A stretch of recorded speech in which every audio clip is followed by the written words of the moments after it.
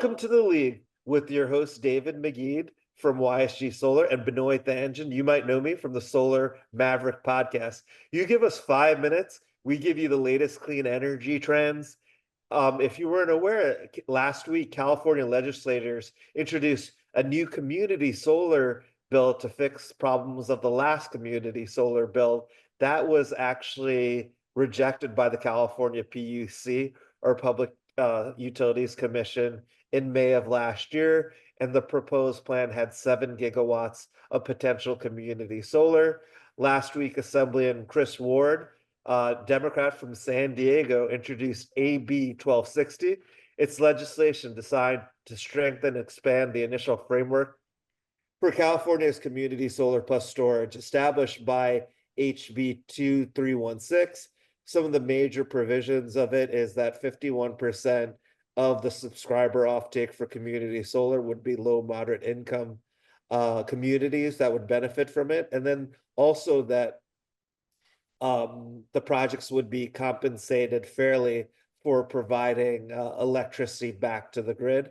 Also, the other news item that I would like to talk about is electric vehicle sales are up 480% from the quarter of 2025 versus quarter four of 2019. Fossil fuel vehicle sales decreased about 2% during this time. And it's just amazing to see how quickly electric vehicles have penetrated the market. I think we now, I remember when I would only see it really in California, but now I'm seeing it all over the US. Some of the interesting things is obviously it takes time to build the EV charging infrastructure, but having EVs are right now a lot cheaper than if you fueled with gas. Obviously, one of the big concerns with the electrification and part of that being EV charging and the transition to EV charging fleet is that we're going to need a lot more electricity, and that could lead to rising electricity prices, not just through EV charging, but also AI and cryptocurrency. And that's that. Such a great topic, Benoit. I'm so glad that California is back up to bat, in the community solar market. Yeah, definitely. It's huge for California.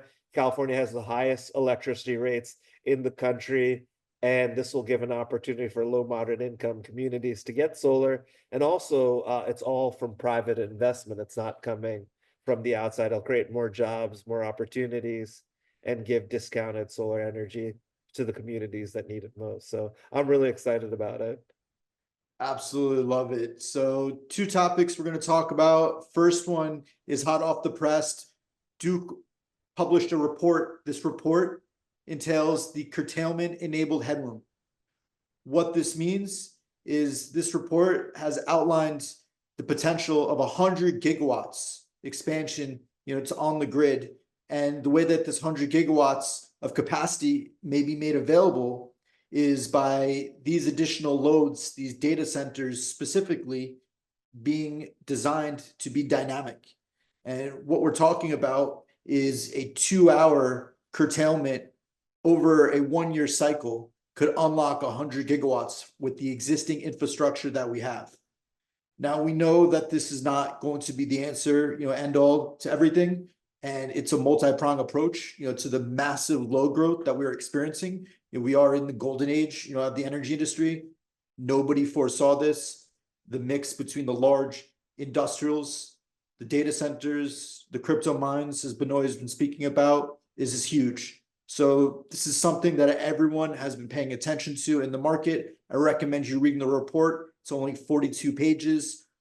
2 of the methods that you'll notice of ways curtailment can be done is with on-site battery energy storage, 2 to 4 hour battery systems that are able to provide for that curtailment, or as well as augmenting, the training of AI models or other uses, of these data centers, to properly align. Second topic, another report absolutely in love with, Aurora report regarding the NYISO market. NYISO market, in regard to the capacity market specifically, their reference point has been modified from natural gas to a 2-hour battery energy storage facility.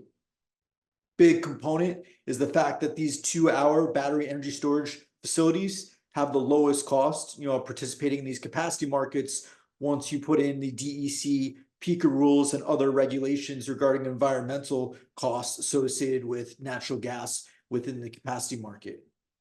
Looking at the short term, what this report had told us is in the short term, you're seeing definitely a spike within the pricing, specifically within 2-hour battery energy storage facilities.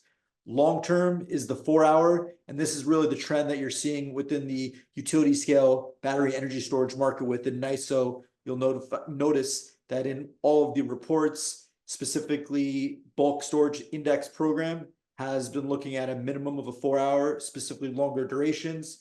This is fairly different from an ERCOT market that does not have capacity, and those battery storage facilities are working more towards shorter durations, 1 to 2 hour more, focusing on the energy arbitrage markets.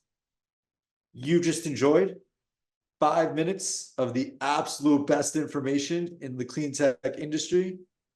I hope that you hit subscribe, you enjoy it, become a follower, and God bless. And God bless. Thank you, Dave. These are great insights. And remember to give us a 5-star review of the leap. Thank you. Thank you.